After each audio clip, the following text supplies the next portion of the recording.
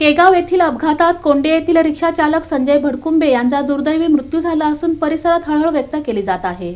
केगाव येथील अपघातात कोंडे येथील रिक्षा चालक संजय भडकुंबे यांचा मृत्यू झाला। 2 दिवसांपूर्वी संजय यांना मुलगी झाली होती। अपघातामुळे 2 दिवसांच्या या मुलीवर वडिलांचे छत्र हरपण्याची दुर्दैवी वेळ आली आहे।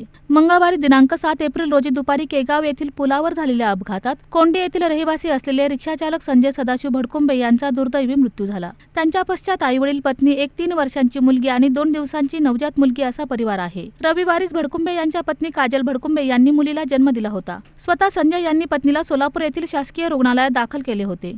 मुलीच्या आगमनामुळे भडकुंबे कुटुंब आनंदात होते। मात्र मंगळवारी झालेल्या अपघातात संजय यांना आपला जीव गमवावा लागला। त्यामुळे 2 दिवसांच्या मुलीच्या डोक्यावरील वडिलांचे छत्र हरपले। भडकुंबे यांचे वडील औद्योगिक वसाहतीत सुरक्षा रक्षक म्हणून कार्यरत आहेत, तर आई मजुरी करते। अपघाताचे वृत्त समजताच नातेवाईकांनी सोलापुरातील खासगी दवाखान्यात धाव घेतली। दवाखान्यापर्यंत पोहोचेपर्यंत संजय यांना शुद्ध होती असे सांगण्यात आले। मात्र उपचारादरम्यान त्यांचा मृत्यू झाला। मृत्यूची बातमी समजताच दवाखान्याच्या आवारात नातेवाईकांनी एकच आक्रोश केला। संजय यांच्या निधनामुळे कुटुंबाचा आधार तुटला असून त्यांच्या मृत्यूचे वृत्त समजताच कोंडी गावात शोककळा पसरली।